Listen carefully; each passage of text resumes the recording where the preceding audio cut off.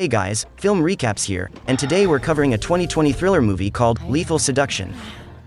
The movie opens with Mark and his best friend named Walter in a car, discussing girls and how a teenager's first time making out should go. Walter tries his luck with two older women in a car nearby and they diss him by driving away. Mark makes fun of Walter as he tries to defend his move. Walter also slips out a hint of a surprise birthday party being held in honor of Mark back home. In the next scene, Mark is welcomed at the door. His mother named Tanya brings his cake and tells him to make a wish, which he does. He goes in to change and as he comes out, he spots his crush, Melanie, in a bikini, trying to find her way around the ropes of the bikini. She asks him for help to which he obliges but his mom butts in and sends him away. Downstairs, Mark's stepdad engages him in a conversation but he's absent-minded. Any man who lost his chance to tie the rope of his crush's bikini would be. Walter comes over and devises a plan to empty the house of Mark's parents, which Mark agrees to. When his mom tells him about a church service to be held soon, Mark uses the opening to get his parents out of the house. He immediately emails Walter to come over the next night. After that, Mark sets up things at the house. The next day, Walter comes over with Melanie and his girl. Meanwhile, Mark's mom already made arrangements with an old friend to keep Mark company, which ruins the whole plan. At the store, Mark picks out some items when a middle-aged woman strikes his attention. She inquires about some machine and he's struck by her figure. Outside, he sees her again and she introduces herself as Carissa Kessington.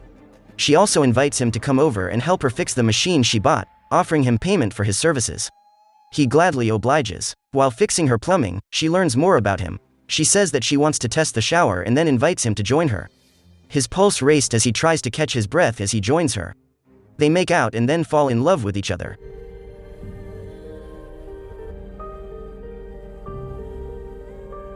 The next day, Mark seems to be rather happy about something, which catches Tanya's attention immediately. He goes out and then tells Walter all about it. Later that night, he dresses up but doesn't tell his mom where he's heading. She bans him from using her car but is shocked when he doesn't need it. His date with Carissa goes well as she learns even more about his coding life and the app he's building. She offers to refer him to a friend of hers. When Carissa goes to the bathroom, some random guy drops a warning for him, saying she's bad news. The next morning, his mother sits him down to talk about his undisciplined movements the night before but he doesn't seem remorseful. He leaves the house again to go see Carissa, who tells him to meet her by the pool. He is amazed at the size of her house and learns that she's a widow. He rubs some cream on her and they make out. Later on, Mark's movements become more suspicious, which leads his mom to go through his phone while cleaning his laundry. She finds out about Carissa. She sends her a message through Mark's phone to come over for dinner. That evening, Carissa shows up to Mark's surprise and meets Tanya. Dinner becomes awkward, with all parties involved passing short pleasantries around. Carissa brings up Mark's app, which Tanya knows nothing about. Carissa goes on to say that Mark could skip school and land a great career at a young age. This doesn't go down well with Tanya, who unleashes her pent-up rage on Carissa about her frivolous idea.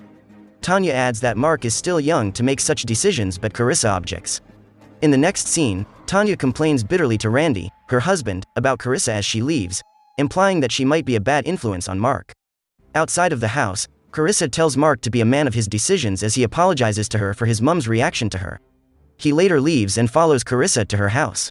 In Carissa's house, they both start to make out in the pool while Mark's hands are cuffed to the ring of the pool. Back home, his mom seems worried but feels she should give him more privacy. Along the line, she finds out some details about the death of Carissa's ex-husband. The next morning, at Carissa's house, she suggests that they spend the day at the beach. As they try to deliberate on this, Carissa's alarm bell rings, which she picks up and finds out it is Tanya who is at the door.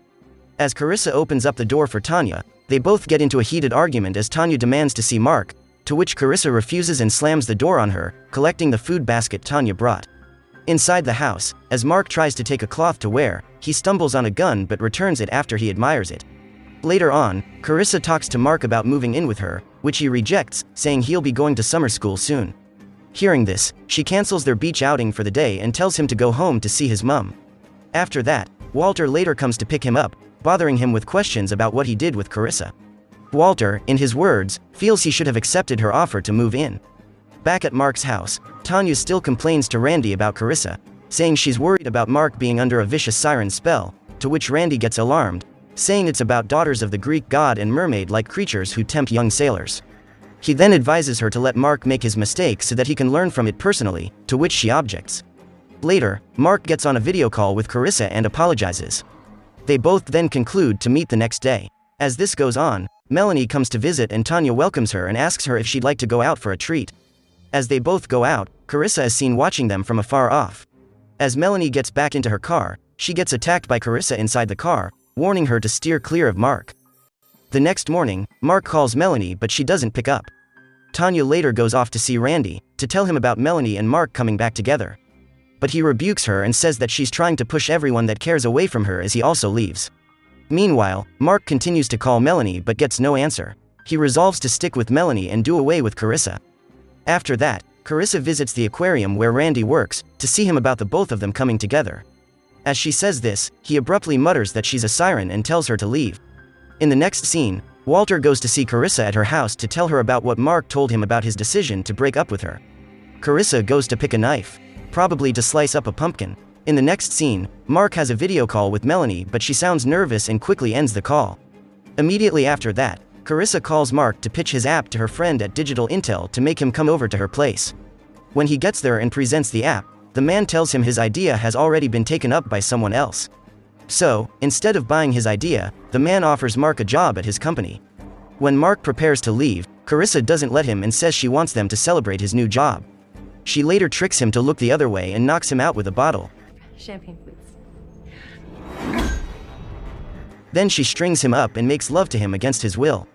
The next morning, Tanya feels worried that Mark hasn't arrived from where he went the last night. She quickly puts a call through to Walter after several call attempts. In the next scene, Carissa tortures Mark with a sharp rod and urges him to be quiet to save some of his energy. Probably should have listened to the random guy from the restaurant. After that, Tanya goes to ask Randy if he recently contacted Mark but he says no. Later, Carissa checks Mark's phone and finds out his mom has been calling.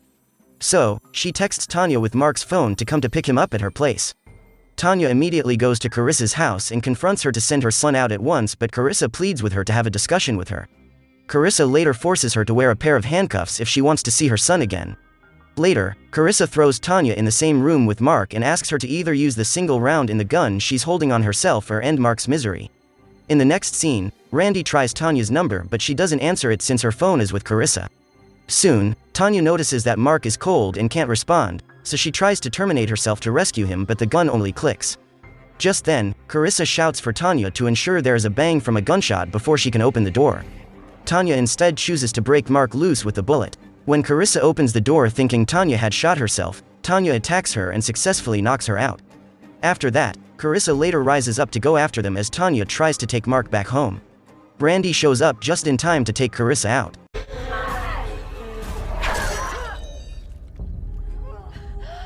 Suddenly, Randy hears a jiggle in a box beside him and goes to open it.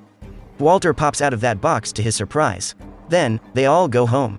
In the next scene, Walter helps Mark load his luggage in the boot as he prepares to travel to college. He bids Tanya and Randy goodbye as he leaves. Thanks for watching, guys.